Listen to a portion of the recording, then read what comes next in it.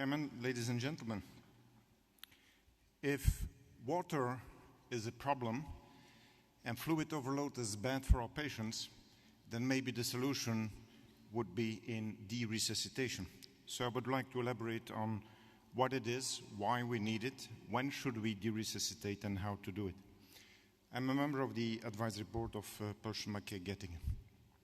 After a brief introduction, I will elaborate on the definitions, so on the what.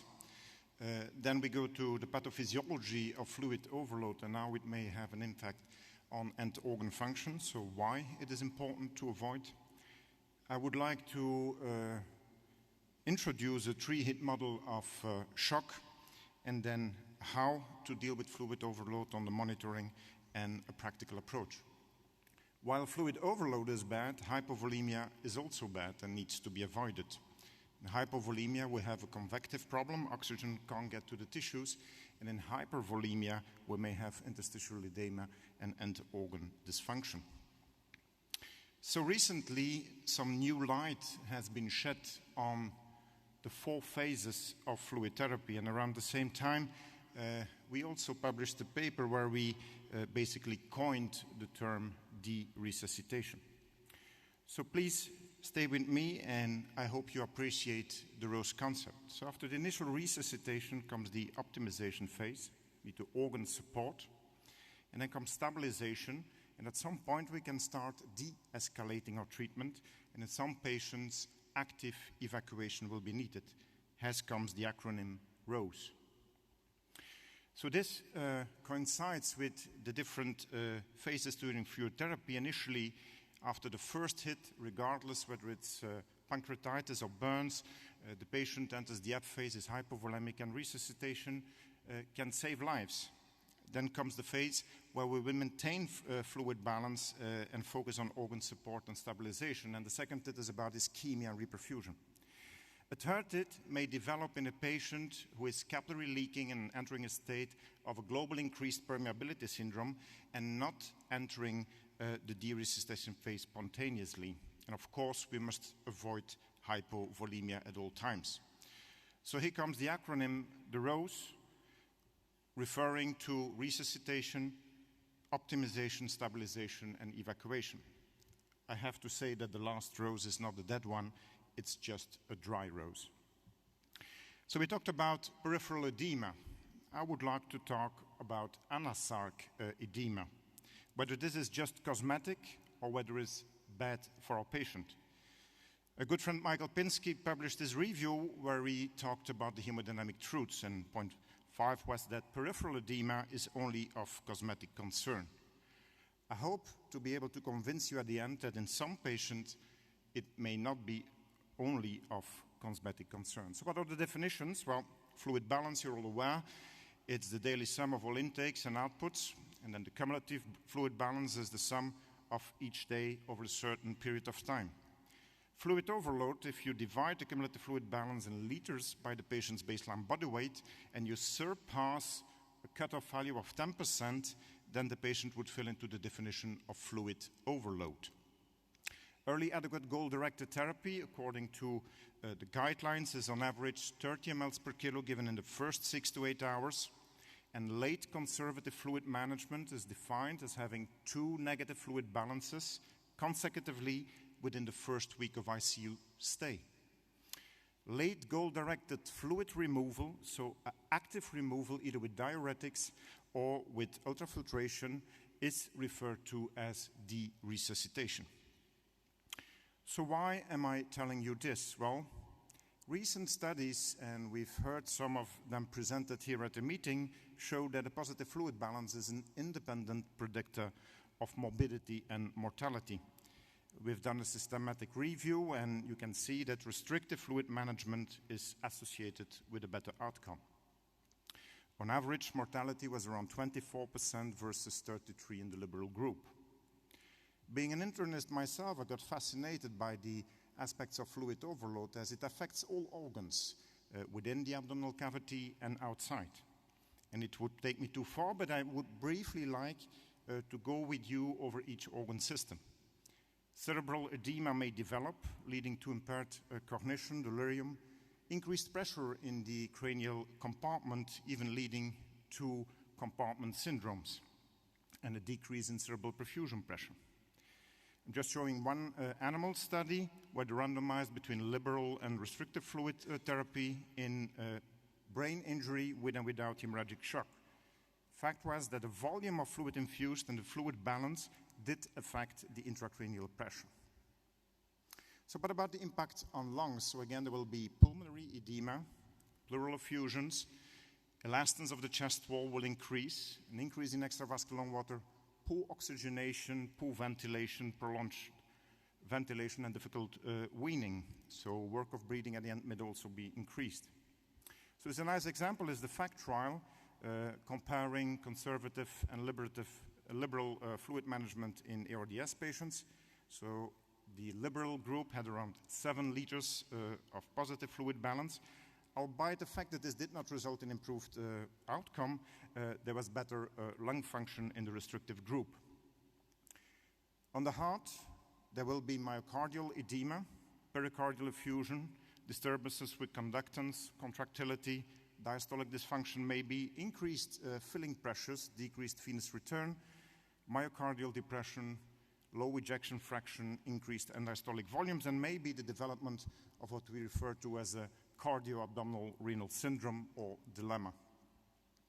Just as an example is a study in 25 dogs where they looked at the effect of induced myocardial edema. So the more the extravascular fluids, the lower the cardiac compliance and contractility. On the kidneys, we've been aware of the deleterious effects of fluid overload for a long time, as it will lead to renal interstitial edema, increased renal venous pressure, decrease in blood flow, decrease in glomerular filtration fraction, increased resistance, salt and water retention, and maybe even a local renal compartment syndrome, as we can see in peak studies. As an example, I show you the results of the Finecki study, where they found that those patients without fluid overload had a better survival. And you can see that the more positive the fluid balance, the higher the mortality. And the presence of fluid overload, defined as this 10% increase, was associated independently as a risk factor for poor outcome. On the gastrointestinal tract, there will be gut edema, ascites formation, malabsorption, impaired contractility, ileus, abdominal pressure may be increased, and the abdominal perfusion pressure may be decreased, leading maybe to a compartment syndrome. There will be issues with enteral feeding, intestinal permeability, and bacterial translocation. And because of diminishment in hepatosplanchnic flow, ICG-PDR may drop as with intramucosal pH. Just as an example, is a study in rabbits where they compared colloid and crystalloid resuscitation. So the wet to dry ratio was higher when you give crystalloids. And if you have an edematous bowel, contractility will drop. And this may then trigger a vicious cycle. Because if we give fluids to our patients, this will lead to intestinal edema, visceral swelling, increased abdominal pressure, compression of the mesenteric veins, venous hypertension, and this will trigger a vicious cycle. Regardless of the injury, whether it's sepsis, burns, or pancreatitis, there will be reaction with inflammation and increased permeability. There will be second and third space fluid accumulation, and I believe that if we keep these fluids on board in a setting of capillary leak, this will enhance further inflammation and permeability. So with these fluids on board in the third space and the second space, these will accumulate, I would refer to as toxic lymph, toxic ascites, and toxic interstitial edema. Toxic because the fluids are rich in cytokines, and they will enhance permeability again, leading to a vicious cycle. So if we don't get rid of the excess fluids, we will probably have ongoing distant organ dysfunction, what we all know of as acute lung injury, kidney injury, gastrointestinal injury, or multiple organ dysfunction syndrome. So patients may eventually die in a global increased permeability syndrome with a positive fluid balance. So it seems that the gut is a bit of the motor of this. So we try to define, as we do for acute lung injury, acute gastrointestinal injury. We are very much aware of the mechanisms that lay behind the development of lung and kidney injury, and the same pathological process occurs in the gut, but the concept is much slower to seep through. However, the role of the gut as the motor of organ dysfunction cannot be denied. So it could be sort of an ARDS of the gut. That's why we like to introduce, like you have acute respiratory distress syndrome, acute intestinal distress syndrome with the acronym AIDS. Wasn't that good. I got invited to give lectures at HIV meetings afterwards, so we changed it into acute gastrointestinal injury. So I told you about what it is, why it is important, because it has an impact on morbidity and mortality. So when should we be concerned in a patient with a positive fluid balance? And I guess it's the patient who is not transgressing spontaneously from the initial ebb phase of shock, where he's underfilled, to flow phase, where he spontaneously get rid of the excess of fluids. So after the event, there is the systemic inflammation with increased permeability and organ dysfunction. In some patients, there is no issue and they will have shock reversal, but in a group of patients, they will remain in a state of unresolved shock. And this is what I would refer to as the third hit of shock, namely the global increased permeability syndrome. And these are probably the patients who need a little help. So, when to worry? When there is a positive cumulative fluid balance, maintaining plus new organ failure. So how to monitor and identify then these patients? So we could look at some parameters in relation to body weight, to fluid balance or cumulative fluid balance. Also interesting is to look at the osmolality or the colloid oncotic pressure, which we use in burn patients, or signs for hemodilution versus hemoconcentration. Also in burns, interesting is the ratio between urine albumin and creatinine levels, and in septic patients, the ratio between serum CRP over albumin. Just another parameter that I think might be interesting in the future is indices of total body water and intra and extracellular water as measured with bioelectrical impedance analysis. And a recent study by the group of Ronco showed that hyperhydration, those patients, as defined with BIA, had a poor prognosis. But just one more thing is related to extravascular lung water, has been mentioned before. If you would take a pint of Guinness, which is half a liter, and this is about the amount of fluid which is in the extravascular space. So this is the normal amount. If you would add 200 or 300 mL on top of that, then the patient would go into pulmonary edema. So whenever there is an excess of fluids into the lungs, there are only three ways to get rid of them: via the lung hilus, transpleurally, or via the lymphatic system, transabdominally. So let me illustrate this, and I thank for the slides for Charlie Phillips. This is the Burj Al Jarab, where on top you have a tennis court, and a normal tennis court on average is about 11 by 8 meters, so 88 square meters. So the lung is a fairly dry place, and as I told you, adding 200 to 300 mL would turn the patient in overt pulmonary edema. So if you would add on the surface of a tennis court 500 ml, then the mortality would be dramatically increased, just to illustrate you the numbers and that the lung is normally a dry place.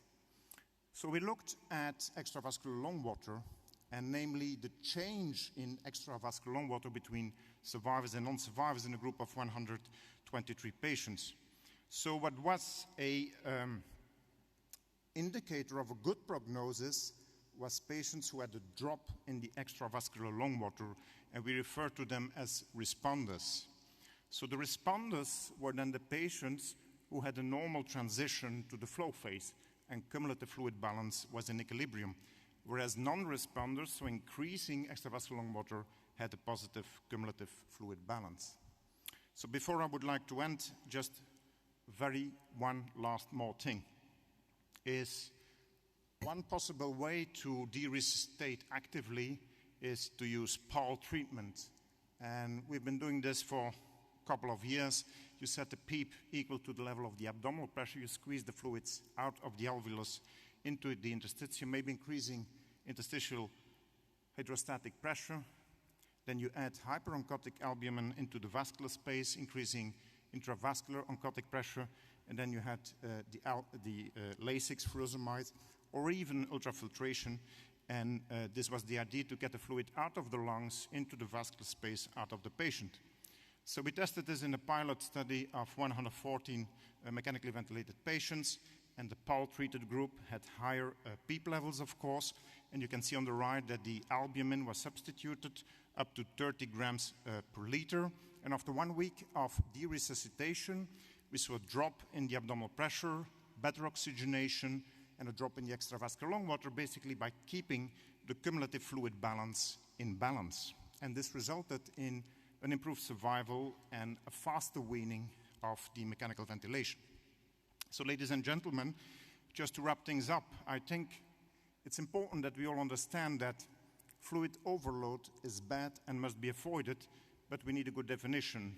And I would like to adhere to the proposed definition of a 10% increase over the baseline body weight with fluid accumulation. Fluid overload, defined as such, is associated with increased mortality, but also with morbidity, as I've shown you, to all organ functions in the human body. Global increased permeability syndrome, or those patients who do not transgress spontaneously from the ebb to flow phase, could be related to many things, to poor source control, poor surgical intervention, or the wrong antibiotics. Extravascular lung water may help to guide late conservative fluid management and late goal-directed fluid removal. And PAAL treatment with PEEP albumin and Lasix can be used for de-resuscitation. Having said that, I would like to invite you to join us for the next Fluid Academy Days. Thank you.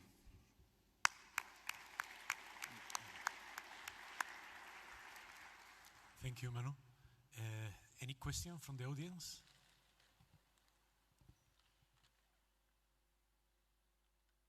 No? Well, I have one question. You plan 4 questions: what, when, how, and I think I missed how many per day, how many fluid you can, negative fluid balance you. It's a good question.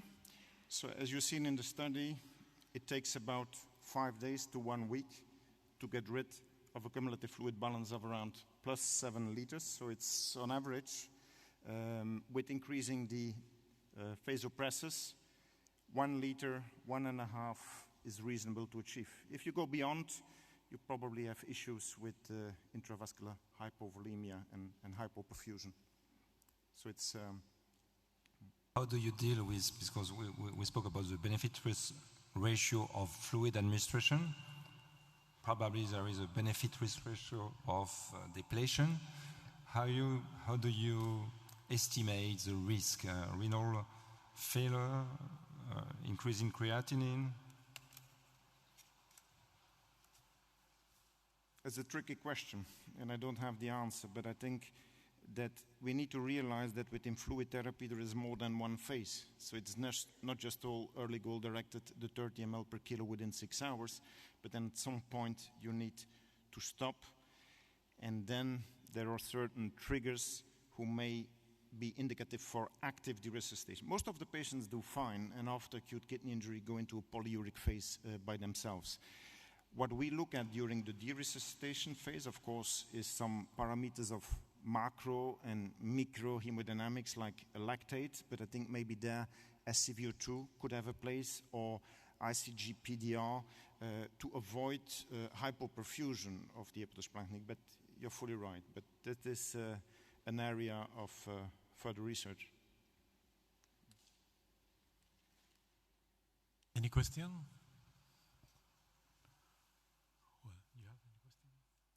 Maybe we have to conclude this session. We thank Manu. And I would like to close the session to thank my co-chairman, of course, all the speakers, excellent speakers, and the organizers of this session with the SICM, that is to say the Gettinger Group. Thank you very much for all of us.